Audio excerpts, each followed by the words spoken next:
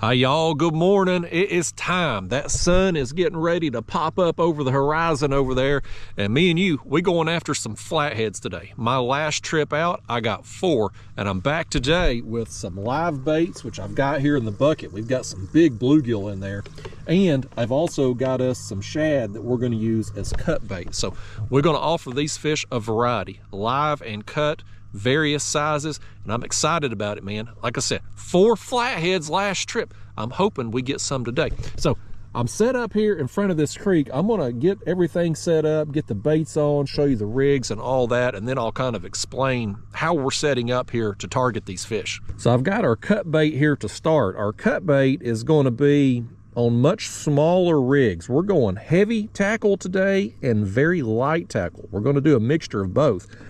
Last session, 3 out of my 4 flatheads came on the light tackle. So small piece of shad, number 1 size hook, 15-pound line, swivel, and a little 2-ounce Catfish Sumo sinker there with the liner to protect the line. I'm going to drop it down here at the bottom. We're going to suspend our pieces of cut bait right off the bottom. I don't have a graph on this kayak right now, but the depth should be somewhere 60-65 feet deep. I'm going to drop it straight down. When that sinker eventually hits bottom, my line's catching. There's why it's taking so dang long. But when it hit, there it is, finally. It's on bottom right there. So I'm just going to reel my rod tip down to the water surface, set this in the rod holder. So now our baits will be down there just off the bottom, just a couple feet there. So now let's take our other rig here. This is the exact same setup as the other one. I'm going to put a shad head on this one. When we get this down, I'm going to bust out the live baits. The live baits, I did not have. I got my line. Boy, we're starting out a winter today. There we go. Lord almighty, we had our line wrapped around a rod tip. I swear, I think y'all set me up for failure every time we come out fishing together.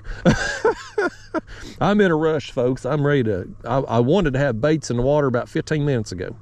I'm just late getting out here this morning. But I was trying to say, last trip out, I only had cut bait. I did not have any live baits with me. So today, I'm very curious to see what's going to happen with the live bait. So I've brought 2 rods. One of them we will suspend, the other we will cast out on bottom. So we will offer 2 different presentations for these fish. Now, you know what else you didn't bring? You brought the big net for landing the flatheads and any blues we get, but you know what you didn't bring? You didn't bring a daggone bait net, man. Well, I can't count on y'all for nothing, man. I don't know what I was thinking, not grabbing that bait net. Let's see if we can get, oh boy, they're wound. They're lively, buddy. That's what we want now. We want them acting that way. We just need it down there along bottom. Look at that thing right there. Look at that thing. That's a big one, man. You sit right there. You know actually what I want to do with him? I think that's my biggest one. I think that's my biggest one right there. I want to put him on bottom. I got a double hook rig on this setup. Did y'all get splashed with water right in the lens? You did a little bit, didn't you? Let me clean that off. Bear with me. All right. Let's put him on the double hook rig. No! Calm it down. Calm it down, sir. He's excited about going down there and catching him a flathead. We're going to take 1 hook,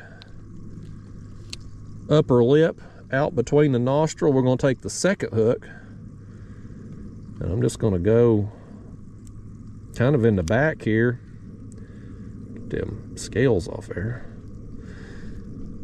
Kind of in the back and out, and we will just position that like so. So now we've got a Carolina rig, 2 10-aught size hooks in that bluegill. Boy, he's lively. That's what I want to see. And we're just going to give this a toss. I'm not casting it far. Don't want it too far away. I just want it, basically want to give myself a little distance between this line and my lighter tackle lines, because a big fish hits that light tackle, we're going to have a harder time getting it under control, and I don't want any more tangles than we absolutely have to have. Now, our suspended bait over here on the next bluegill, well, ain't much I can do with it. If one of these light tackle rods takes off and gets in this line, ain't really nothing we can do about it. But I do want to suspend a live bait today just to give us another option here. Come here. Nope. Actually, that right there, that might be my biggest bluegill. I got some big ones yesterday, man. We're just going to take this hook here. We're going to go right through the back, kind of shallow in the back. If you'll quit wiggling. There we go. Now we're in business. Come back, get them scales off there. There it is.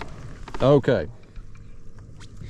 There he is, folks. Got him on just a regular Carolina rig, 10/0 size circle hook, 80-pound leader. Got him on my signature series Golly Whopper rod right here from Catfish Sumo. So I'm going to do this rod just like I done the front two. Just let that sinker hit bottom, raise the whole rig up, and we'll be sitting down there just within 3 feet of the bottom when everything settles. This will take a little while to get down because that sinker is going to get down before the bluegill does. I should have had a heavier sinker on there, but I was in a rush this morning, didn't want to retie everything.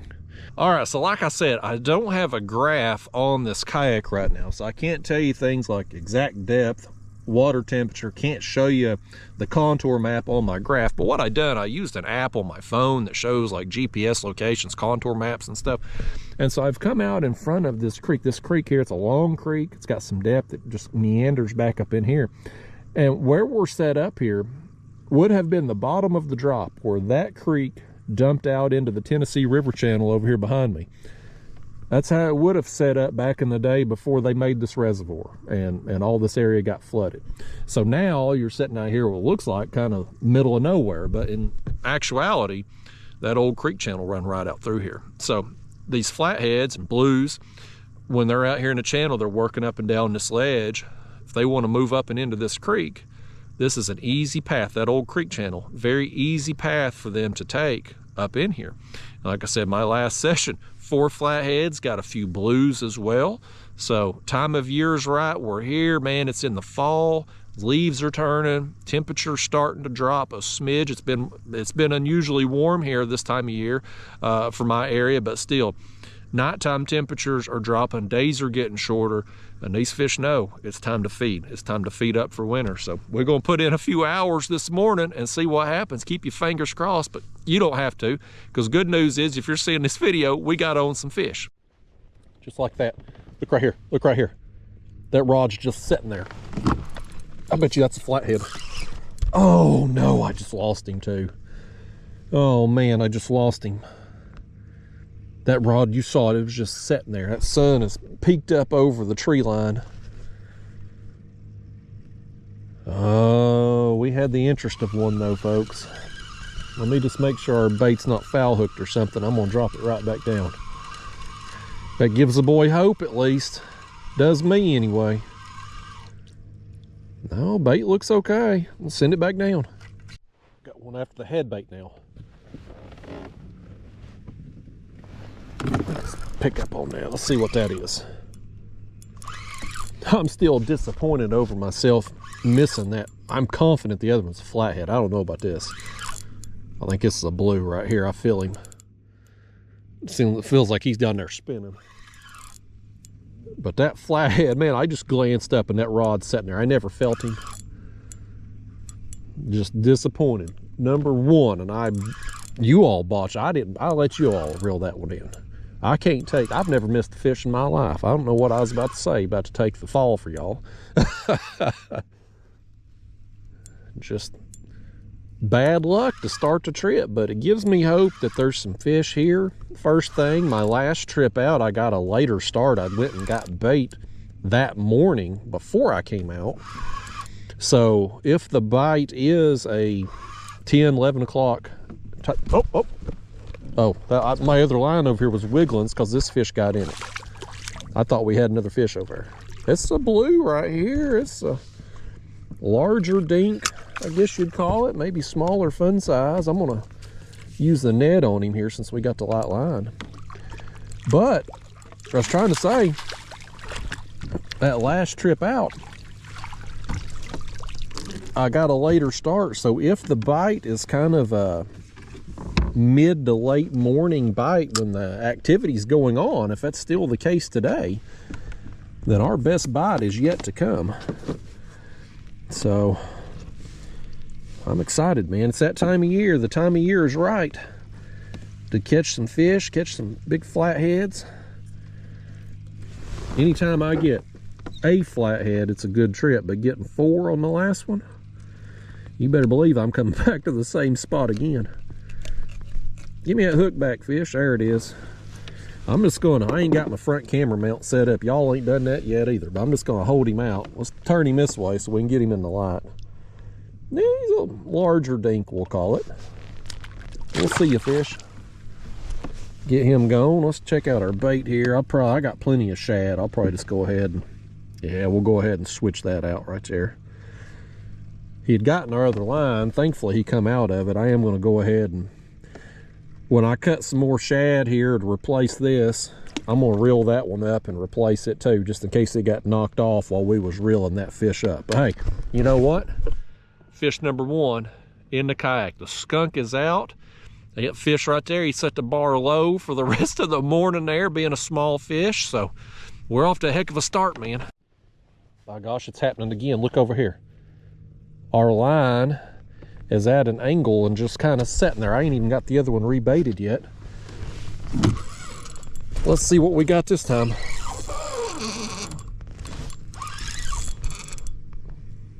This one, I don't know about this one, folks. I don't know about it. It feels better than the last one, I'll tell you that. This was a better fish right here.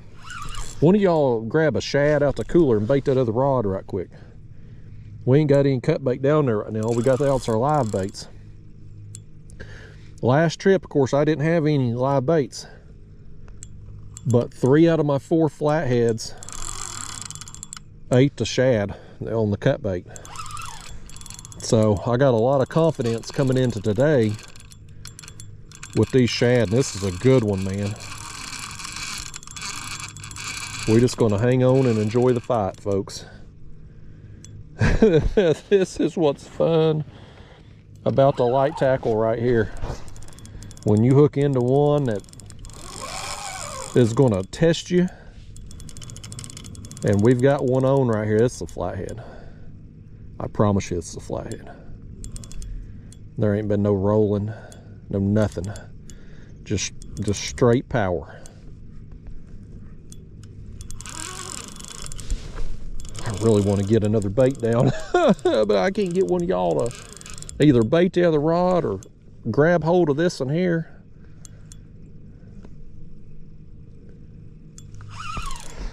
Goodness, man, he's strong. I have been really into the light tackle stuff lately. I mean, I'm fully aware at some point we're going to hook an absolute monster, and it is going to break our hearts because I'm going to either get him up to the side of the kayak and lose him last minute, or we'll never even get a look at him. But that's part of the challenge, man. That's part of the fun of doing this. You're just going to have to take the occasional loss when you're using the light tackle stuff. And the good thing about it is the wins you get, the fish you catch, they're so much more fun. And boy, we hook into a big one and land it. It'll be one you remember. I mean, my best fight of the summer, my biggest fish of the summer actually came on just a little 3-4 inch thread fin shad on the light tackle. And I think the fight lasted 12-13 minutes, something like that. We're finally making progress on this one now. He's give up. He's coming up. That seems to be the ticket. You keep pressure on him long enough. Oh, he's going back down now. But even if you can't do nothing with them, because you can't horse them, if you just keep pressure on them, keep the tension, they'll eventually turn and come up. Them bubbles over there. You see the bubbles coming? That's because we're fishing so deep. One advantage of using light tackle and not being able to horse them up is that fish have an adequate time to decompress on the way up. He's going back down though. He says, heck with this coming up nonsense. He's going to go back down. He's going home. He said he didn't sign up for this. I fear he's gotten our back line back there.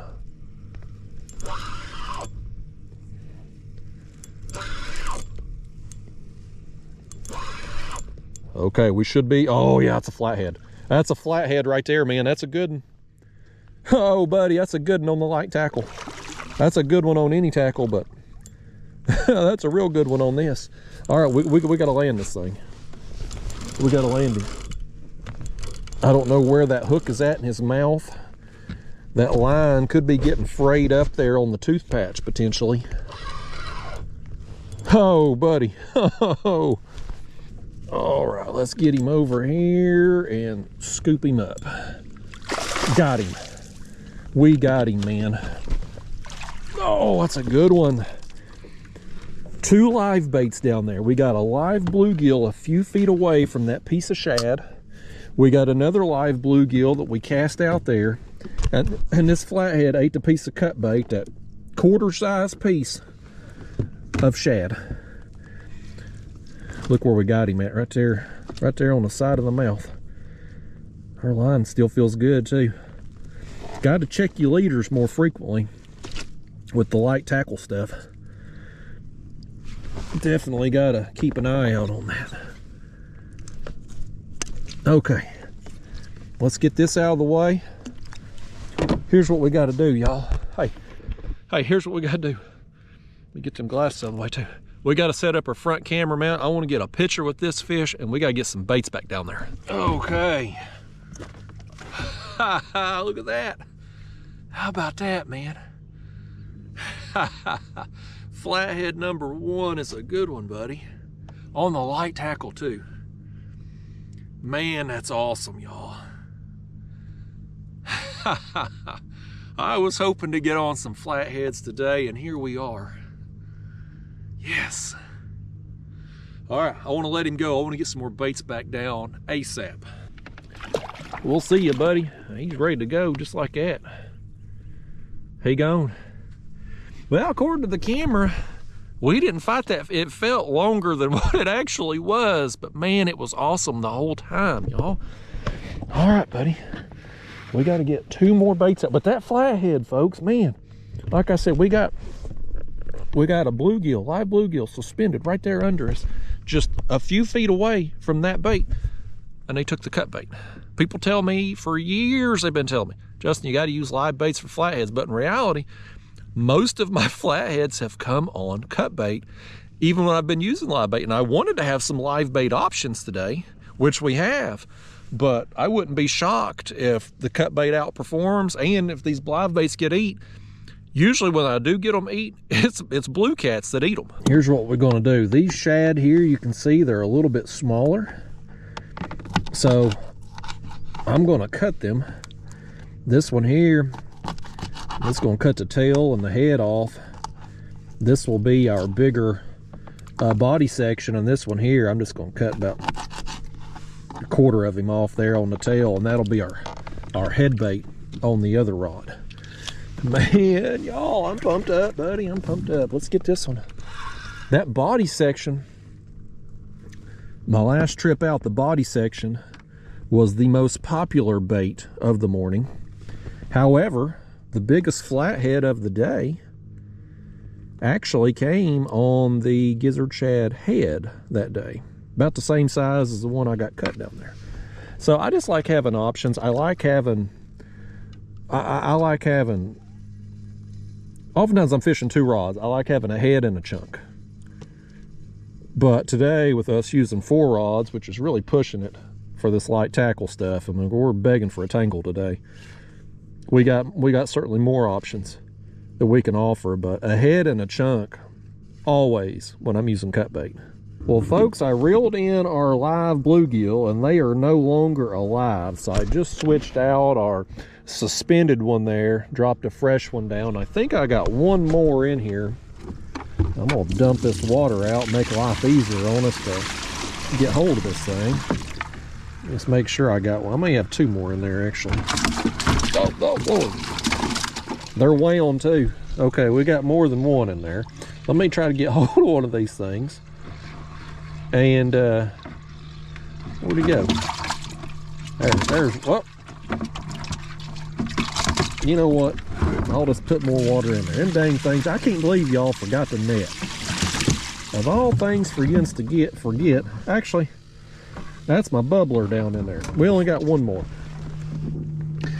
Nevertheless, we're gonna put him on. Our other ones were down there dead, so they wasn't doing us no good. So let's just go ahead and I'm gonna hook this one the same way. I'm gonna go in a upper lip out a nostril here with the top hook of the double hook rig, and then just come in the back along the tail there with the other one. Get them scales off, and we're gonna toss him back out.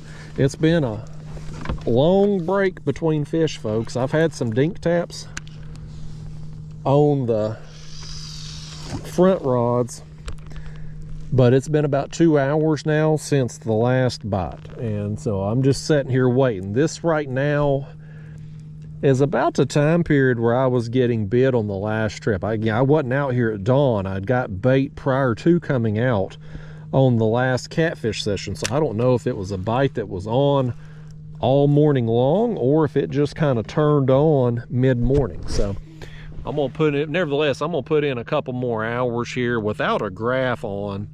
I can't really monitor depth and speed as we move, so I'm not going to try to drift or troll or anything like that. I'm just going to put my time in on this spot and just bait and wait, if you will. Wait on fish to either work up and down this ledge or come in and out of this creek, and whenever that happens, we are set up here to take advantage of. All right, rod here. Something's after it. Let me just, yeah, we got one. We finally got a solid hookup here. First time in a while, y'all. These front 2 rods have been nipped numerous times, but just nothing substantial.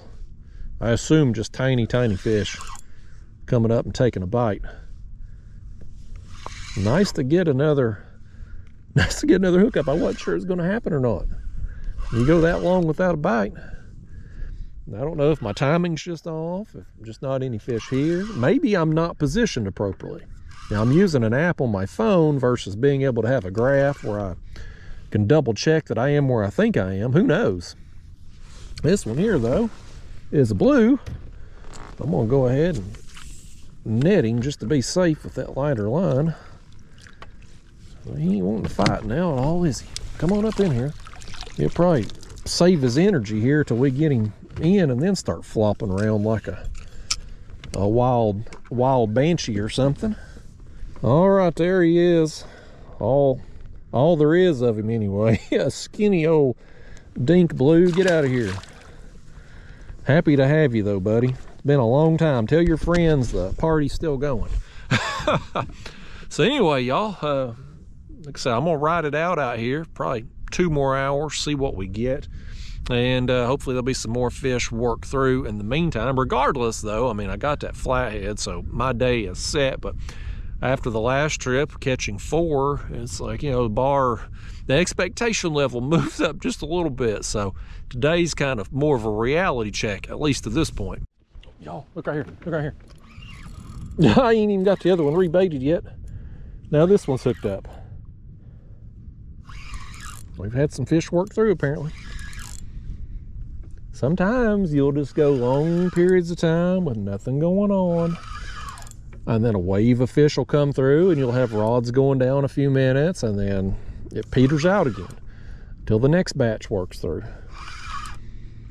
That's how it goes when you're anchor fishing like this, especially when you're putting in long hours on one spot that you're expecting fish to kind of work through. Yeah, that's another, that one's even smaller than the last one right there. All right, well, come here, fish. This one here, at least ain't gonna have to be netted or anything. Come on, let's get you going, and I'm gonna put 2 new baits down apparently. Harry, we could put you on as a live bait if we wanted to. Yeah, you're lucky you bit right now. When we run out of them bluegill back there, we might have used him. All right, let's get rebaited. It's another one of these shad right here. He's just big enough.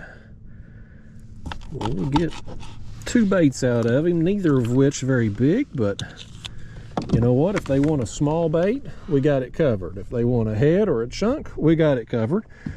And if a fish comes up wanting something big and lively, well, we got that on our back 2 rods right now with them bluegill.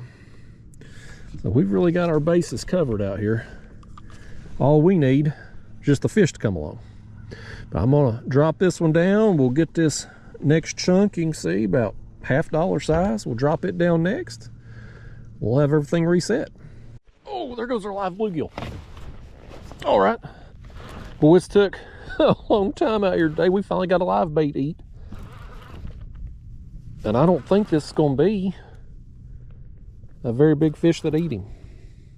This live bluegill that I had suspended was the smallest of the bluegill that I had in the bucket. But nevertheless, it is a bait, a live bait that's got eaten. Wasted time yesterday going out and getting them. I had fun catching them though. It's a big bluegill. But for catfishing purposes, they've been a waste of time thus far. There he is. Old blue kitty. I'll tell you what I'm gonna do now. I'm gonna take one of these bluegill that I've got here in the floor, and I'm gonna cut them things and put them on the hook. We'll use cut bait on this other bigger suspended rod here. Come here, let me get hold of you. No. Well, whenever you're done, we'll commence here. Well, it's a good thing we've had the lighter tackle rods today, because if we'd been out here with just the heavy gear, we'd only have us 1 fish. There he is. Get on with yourself. There he goes. Yeah, I think I'll take one of the bluegill here. And the shad body section has been kind of the bait for us thus far, so I think I'll put on a bluegill body section here to start with. And we'll give that a little time and maybe put that head on here if this don't pan out in 30 minutes or so. That's what we'll do though. Once we're out of live baits, we'll just make the most of these larger baits here. Again, these are the heavier rigs. These are what I normally use when I go catfishing. 10-aught size hooks, 80-pound leaders, 40-pound main line. I just got into the lighter tackle stuff and have been doing it, and you know, it's been paying off. It's been paying off a lot of extra fish. I've gotten some big fish doing it, and I'm just gonna keep working it into the normal trips. I just kind of been running 3 rods lately. I have a couple light rods and then a big bait on a heavier tackle, but with the live baits today, I want to try to put 2 out at a time. All right, we got this back down. We'll just suspend that piece of bluegill and see what happens with it. Well, look right here. Look right here, folks. We got another one. It's been another pretty good while here. It's been a break. We're kind of in that point in time frame now where the sun's right overhead. Here we're at lunchtime in this clear water. Personally, I don't like fishing these conditions where you got real clear water and the sun's right overhead, because we're putting off a a shadow right over our top of our baits. So I don't have a great deal of confidence in these conditions at this point, especially with the clouds having moved out. But I got some more time to fish, so I'm out here and just see what happens. And well, we got one on right here. Curious to see what it ends up being. Taking my time bringing him up. He ain't gonna be very big either way. Other than that flathead first thing, we really ain't had a day of quality. And my last trip out, the flatheads were good, but the blues were lacking. I'm seeing all these bubbles coming. Look at all them bubbles right there. You see all that? It's a good sign. He's gonna decompress and be able to go back down. This is blue. Oh, larger dink, I guess you'd say. I'm gonna grab a net here just to be safe with the lighter line. Now he wants to show out a little bit. Another one ate a shad body section.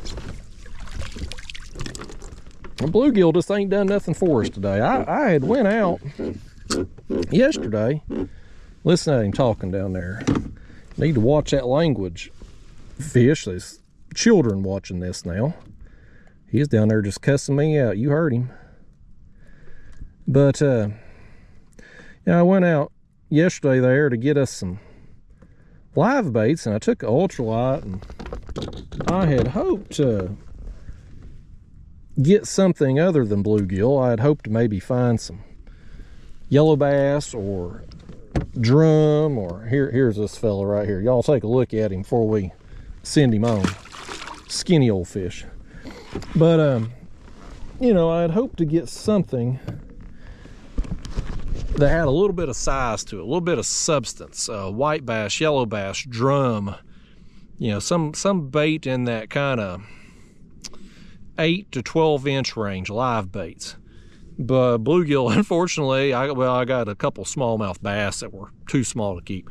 But bluegill was the only thing of substance I could get, and they were good quality. I mean, those bluegill, with the exception of the one that got eaten over here, they were 8+ inches. So I mean, good quality bait. But bluegill, of the live baits I use, bluegill is probably my least favorite of them. And like I said there first thing, man, I wanted to have some live baits, but usually with flatheads, it's usually my cut bait that gets eaten. Now, I don't know why that is. A lot of people tell me they have the exact opposite thing happen with them, that they get most of their flatheads on live baits, not cut. But out here, Tennessee River, at least the sections I fish, cut bait wins most of the time. But I do still like to have some live baits, especially when I know some flatheads are around, because oftentimes you'll get them big blues on the live baits.